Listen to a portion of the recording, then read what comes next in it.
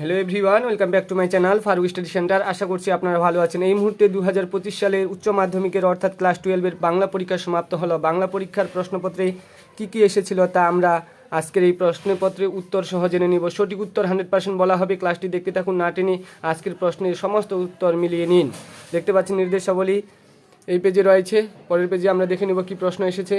দেখতে পাচ্ছেন বহু বিকল্প ভিত্তিক প্রশ্ন এমসিকিউ ও এসএকিউ রয়েছে। এসএকিউ এবং এমসিকিউ সমস্ত প্রশ্নের উত্তর, সঠিক উত্তর আপনাদেরকে প্রোভাইড করা হচ্ছে। মিলিয়ে নাও। 1 নম্বরে আমাদের রয়েছে প্রশ্ন ঠিক বিকল্পটি নির্বাচন করতে হবে। 18টা প্রশ্ন উত্তর দিতে হবে।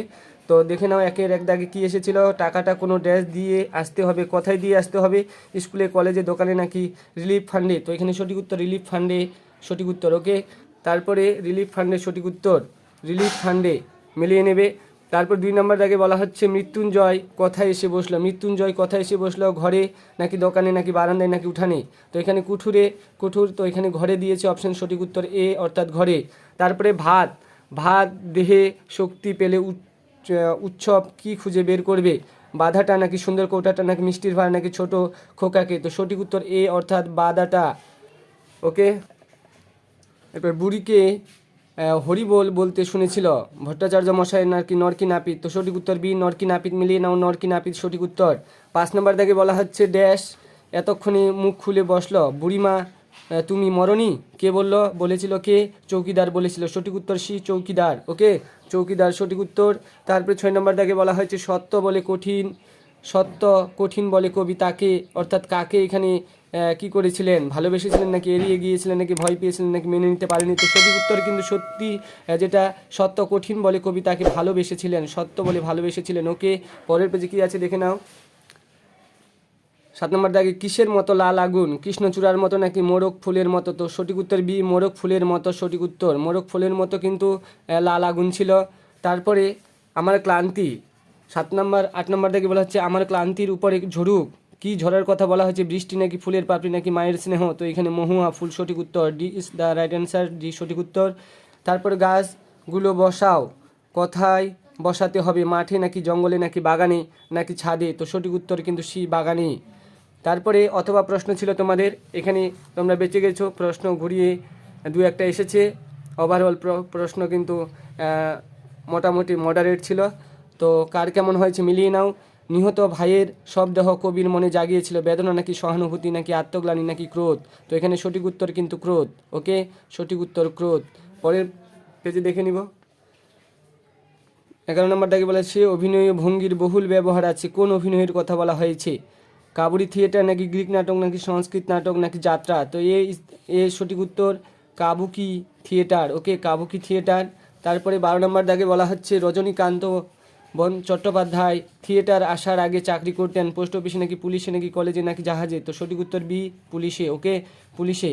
তারপরে বলা হচ্ছে পুত্র রাজনীতি বড়কুট কার উক্তি? কালীনাথের নাকি নরজনীর নাকি দিলদারের নাকি বখতিয়ারের? তো সঠিক উত্তর বি রজনীর ছিল এই উক্তি। ওকে, তারপরে আমরা দেখতে পাচ্ছি ভারত জয় করেছিল কে? তরুণ আলেকজান্ডার নাকি সিজার নাকি সেলুকাস নাকি দ্বিতীয় ফ্রেডারিক? তো এখানে সঠিক উত্তর এ তরুণ আলেকজান্ডার কিন্তু ভারত জয় করেছিল। সঠিক উত্তর তরুণ আলেকজান্ডার। পরের পেজে কী আছে দেখে না। 15 নম্বর দাগে বলেছে বলি কান্ধারি তিনবার কাকে ফিরিয়ে দিয়েছিলেন? পাঞ্জা সাহেবকে না গুরু নানককে নাকি মায়ের বান্ধবীকে নাকি মর্দা নাকি? তো সঠিক উত্তর সি মর্দা নাকি সঠিক উত্তর। মিলিয়ে নাও, ঝটপট মিলিয়ে নাও। কার কেমন পরীক্ষা হলো অবশ্যই কমেন্ট বক্সে জানাবে এবং ফারুক স্টাডি চ্যানেলের নতুন সদস্য হলে অবশ্যই সাবস্ক্রাইব করে পাশে থাকবেন এই ধরনের গুরুত্বপূর্ণ ভিডিও পাওয়ার জন্য এবং লাইক ও কমেন্ট দিয়ে আপনাদের উপস্থিতি অবশ্যই জানাবেন। এবার 16 নম্বর দাগে বলা হচ্ছে বাংলা গানি সঞ্চারীর প্রবর্তনকার অমর কীর্তি? যতীন্দ্রনাথ ঠাকুরের নাকি যদু ভট্টের নাকি সুধীরলাল চক্রবর্তী নাকি রবীন্দ্রনাথ ঠাকুরের? তো সঠিক উত্তর কবিগুরু রবীন্দ্রনাথ ঠাকুরের। ওকে, রবীন্দ্রনাথ ঠাকুর সঠিক উত্তর। সহজপাঠ গ্রন্থের অলঙ্কর সহজপাঠ জানি আমরা ছোটদের জন্য সহজপাঠ, কিন্তু সর্বপ্রথম যখন এলকেজি ছোট্টবেলায় আমরা পড়েছিলাম সহজপাঠ গ্রন্থের অলঙ্করণ করেছিলেন কিন্তু নন্দলাল বসু।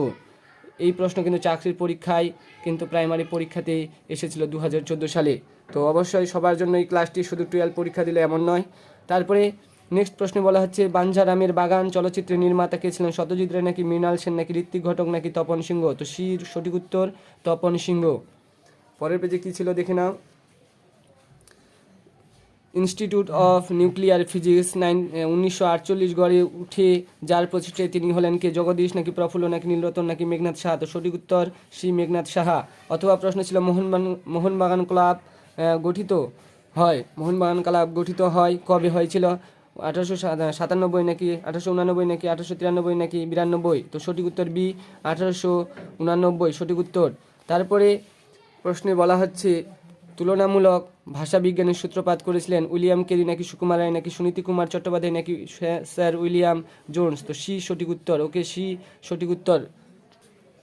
তারপর নেক্সট প্রশ্ন, অন্ন শব্দটির আদি অর্থ হলো ভাত নাকি খাদ্য নাকি পরমান্ন নাকি মিষ্টান্ন?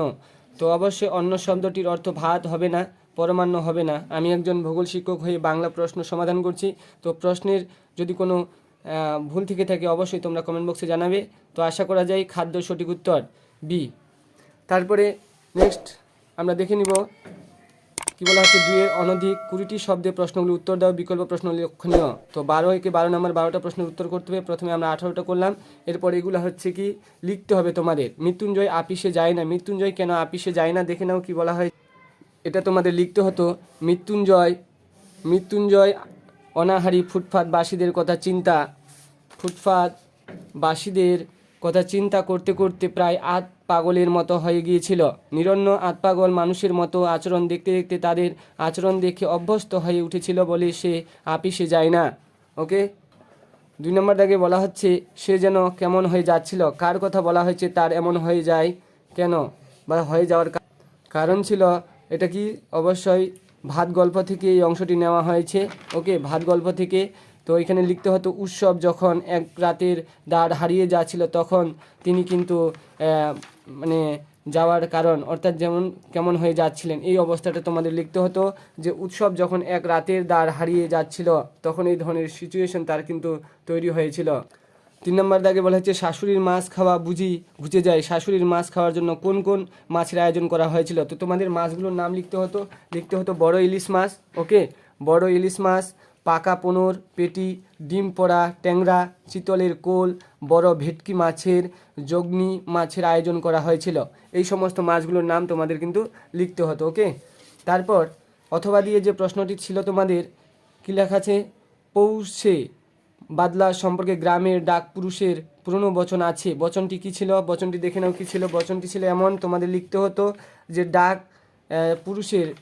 পুরুষের বচন শনিতে 7, মঙ্গলে 5, বুধে 3, বাকি সব দিন। এরকমভাবে তোমাদের লিখতে হতো এই বচনটি। তারপরে পরের প্রশ্নে বলা হয়েছে 4 নম্বর দাগে কবি রূপনারায়ণের কুলে জেগে উঠে কি উপলব্ধি করলেন? তো কবি যা অনুভব করেছিলেন রূপনারায়ণের কুলে, দেখে নাও কি বলা হচ্ছে, রূপনারায়ণের কুলে কবিতায় কবি নিজেকে নতুনভাবে অনুভব করলেন এবং উপলব্ধি করেছেন যে এ জগৎ স্বপ্ন নয়, সত্য। কখনো তিনি বঞ্চনা স্বীকার করতেন না। তো এরকমভাবে তোমাদের লিখতে হতো, করতেন না, বঞ্চনা কখনো স্বীকার করতেন না। তিনি এই ধরনের কিন্তু বিষয়গুলোকে ভালো চোখে দেখতেন না। পরে বলা হয়েছে 5 নম্বর দাগে এসেছে সে ভোরের আলোয় নেমে, কে নেমে এসেছে ও নেমে এসে কি করেছে?